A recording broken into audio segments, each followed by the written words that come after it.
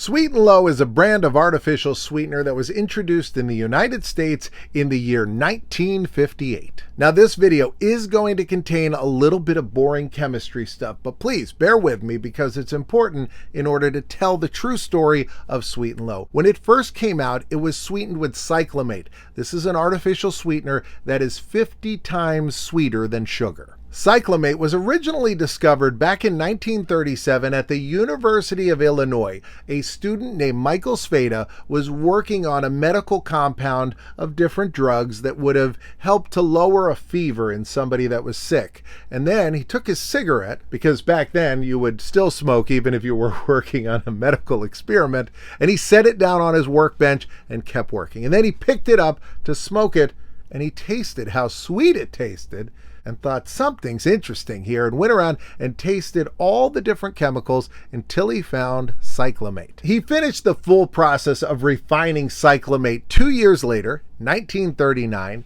and at this point he was out of college and working for DuPont, and he was now a doctor, Dr. Michael Sveda. Now, initially, this product was only used to sweeten the bitterness of different medications. But then, in 1951, the government approved it for general use as a food additive. Then in 1958, the federal government gave it the rating of GRAS, G-R-A-S, which means generally regarded as safe.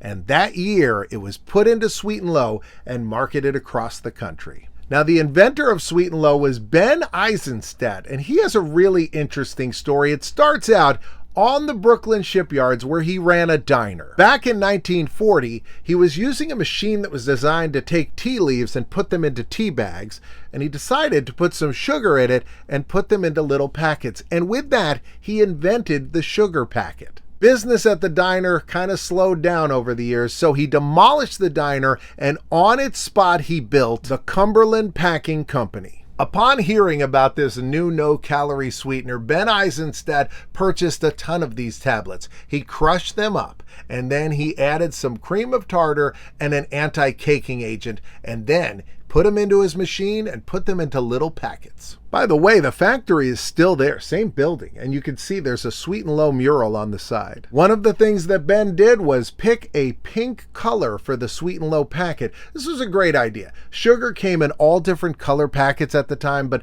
bright pink stood out. People would see it and know that this was something altogether different. It became so important in the branding.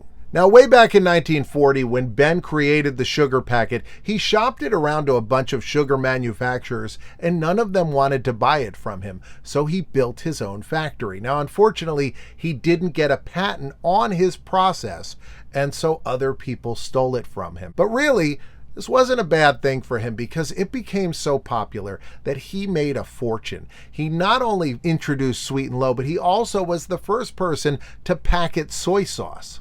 And truly, who's to say, had he filed a patent on that type of sugar packet, maybe we all would have never used it. Maybe it would have been something that was replaced by a different idea. But instead, his type of sugar packet remains the standard all around the country today. A lot of other companies have had ideas that they didn't patent. Domino's invented the pizza box. Didn't patent it. Everybody uses it. 1991, 2 years before Jurassic Park comes out, Purdue patents a dinosaur-shaped chicken nugget and then says, nobody will be interested in dinosaur-shaped chicken nuggets. Lets the patent abandoned. 2 years later, dino nuggets are all the rage. So Ben became a successful, wealthy man without the patent. And he made so much money that once his company got off the ground and was on sure financial footing, he donated tons of money to the Brooklyn Hospital, and now there's an entire wing named after him. Speaking of names, the name Sweet and Low actually comes from a very popular song from 1863. It was sung by Joseph Barnby. Let's take a listen.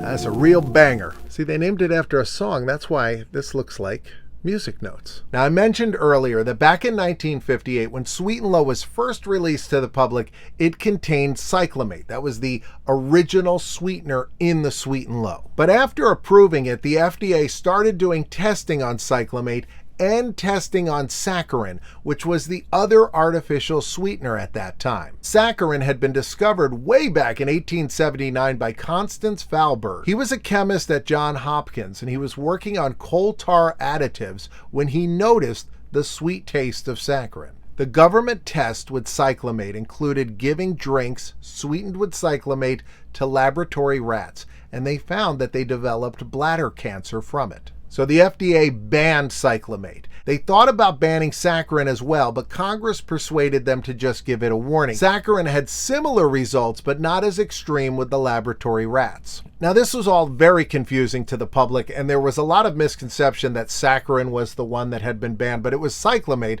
which actually contained saccharin. The publicly available version of cyclamate was 10 parts cyclamate, 1 part saccharin. Now, Abbott Labs had purchased the rights to cyclamate from DuPont, and they did their own testing to try to save their product, and they weren't able to recreate any of the findings of the FDA. And to this day, no one else has been able to. More recently, studies have found that the government was giving the lab rats the equivalent of drinking 550 cans of diet soda every single day. So the recipe for Sweet and Low was changed to remove cyclamate, and they advertised it on the package. But here's an interesting thing. Just because our government banned cyclamate didn't mean it was banned everywhere. And the Canadian version of Sweet and Low still contains cyclamate. Here's a neat story about Louis Armstrong. He wrote a letter to the Sweet and Low company. It was December of 1968. Dear Sweet and Low folks, I just wanted to tell you that Sweet and Low picks me up and is just right for my diet.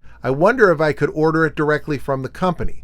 I buy large orders. Anyway, let me know if I can buy something like a carton or so, or something or other. Yeah. Regards, Satchmo, Louis Armstrong. Here's an ad showing that more people prefer Sweet and Low than any of the diet soft drinks. More packets of Sweet and Low were opened every day than all the sodas combined. Now, in addition to your standard Sweet and Low packet, they would make Sweet and Low packets with different brands on them. This is the one you would get at Nathan's Hot Dogs. Every single casino had their own branded version of Sweet and Low. Here's one from the Plaza in New York City. That's the hotel that Kevin McAllister stays at. And look at this. Let's see what Sweet and Low items we can get on eBay right now. Look at this. This is Sweet and Low soda. Look at the Sweet and Low root beer. This bowl, my grandparents had this. They actually used it as a sugar bowl. I feel like multiple relatives of mine had this when I was growing up. Oh, cool. Here's like the whole lineup of sodas. This is a different logo for the Sweet and Low root beer than we saw, but look at that. It's pretty great. There's like a Sweet and Low mellow yellow. Oh, wow. This is a pack of cards with recipes on them.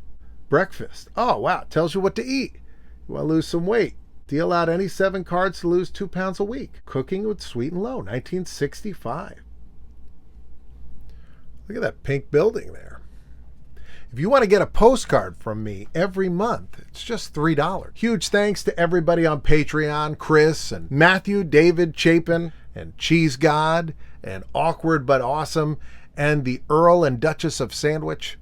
In a moment, a couple videos are going to pop up. On this side will be the video about the history of the Dino Chicken Nugget, that patent that was let go into the ether, and that's why Dino Chicken Nuggets are everywhere. On this side will be the one that YouTube says is best for you. And if you want more videos, there's a second channel right over here. Stay sweet, stay low. I'll see you next time.